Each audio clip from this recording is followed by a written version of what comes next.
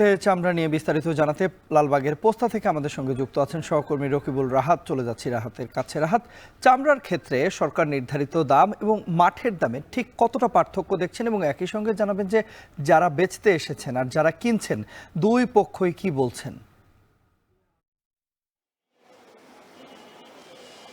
তন্ময়, সরকার কর্তৃক কিন্তু আমরা দেখি প্রতিবারই চামড়ার দাম নির্ধারণ করে দেওয়া হয় লবণ মাখানো যে চামড়াটি রয়েছে সেই চামড়া।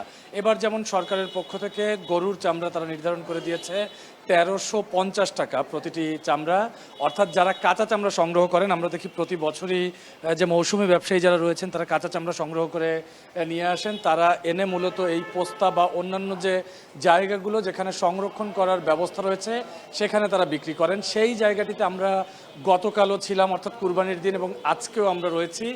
আজকে এবং গতকালের হিসাব যদি বলি, আমরা দেখছি যে গরুর চামড়া পোস্তায় ৪০০ থেকে ৯০০ টাকায় কিন্তু কেনা হয়েছে আকার ভেদে। অর্থাৎ এর পরে যে প্রক্রিয়াগুলো রয়েছে, এর পরে এখানে চামড়াগুলো আনার পরে আড়তে এনে এখানে প্রতিটি চামড়াতে লবণ মাখানো হয় এবং বেশ কয়েকজন শ্রমিক মিলে কিন্তু সেই লবণটি মাখায়। তারপরে এখানে সংরক্ষণের বিষয়টি রয়েছে। অর্থাৎ এই দুইটি বিষয় হিসাব করেই কিন্তু সরকার নির্ধারিত দাম এবং প্রকৃত দামের একটি ফারাক দেখা যায়। অর্থাৎ মৌসুমি ব্যবসায়ী যারা এখানে চামড়া নিয়ে আসেন তারা একদম কাঁচা চামড়াটি নিয়ে আসেন, অর্থাৎ সংরক্ষণের কোনো ব্যবস্থা তারা করেন না। সংরক্ষণের ব্যবস্থা মূলত এই আড়তদাররা করেন। সেক্ষেত্রে আড়তদাররা বলছেন যে কখনোই যারা ট্যানারির যারা মালিক রয়েছেন, ট্যানারি যখন চামড়াগুলো কেনে তখন তারা সরকার নির্ধারিত দামটি দিতে চায় না। সেজন্য কিন্তু শুরু থেকেই আমরা দেখি যে একটু কমিয়েই তারা প্রাথমিকভাবে চামড়াগুলো সংগ্রহ করে, যেটি নিয়ে মূলত যারা ফরিয়া ব্যবসায়ী রয়েছে বা এতিমখানা মাদ্রাসা কর্তৃপক্ষ রয়েছে তারা আপত্তির কথাটি জানায়।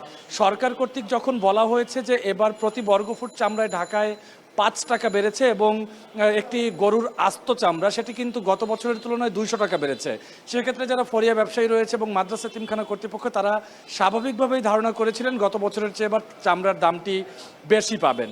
কিন্তু এখানে যারা আড়তদার রয়েছেন তারা বলছেন যে চামড়া সংরক্ষণে লবণের যে কৃত্রিম সংকট সেটি এবারও তৈরি হয়েছে, যার কারণে কিন্তু তারা লবণের বেশি দামের একটি দাবি করছেন এবং একই সঙ্গে শ্রমিক খরচও বেড়েছে বলে এখানের আড়তদাররা আমাদেরকে দাবি করছেন, যার কারণে কিন্তু চামড়ার যে প্রকৃত যে মূল্য রয়েছে সেই প্রকৃত মূল্য পাচ্ছে না বলে এই মৌসুমি যারা ব্যবসায়ী রয়েছেন তারা আমাদেরকে জানাচ্ছেন। এবং একই সঙ্গে আমি একটু জানিয়ে রাখতে চাই, পোস্তায় প্রতিটি আড়তেই চামড়ার একটি লক্ষ্যমাত্রা ঠিক করে যে তারা কুরবানির মৌসুমে কতগুলো চামড়া নেবে। সেক্ষেত্রে কিন্তু আমরা দেখছি যে ঈদের দ্বিতীয় দিন আমি এই মুহূর্তে যে আড়তটিতে রয়েছি তারা ইতিমধ্যে তাদের যে লক্ষ্যমাত্রা সেটি পূরণ হয়ে গেছে। তারা কিছুক্ষণের মধ্যেই এই চামড়াগুলো সংরক্ষণের জন্য পুরোপুরি প্রস্তুত হয়েছে।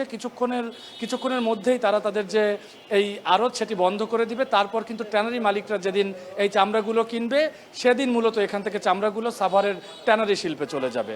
এই ছিল রাজধানীর লালবাগের পোস্তা থেকে আমার কাছে সবশেষ। তন্ময়, কাঁচা চামড়া সংগ্রহ এবং সংরক্ষণের বিস্তারিত জানাতে লালবাগের পোস্তা থেকে আমাদের সঙ্গে যুক্ত হয়েছিলেন সহকর্মী রকিবুল রাহাত।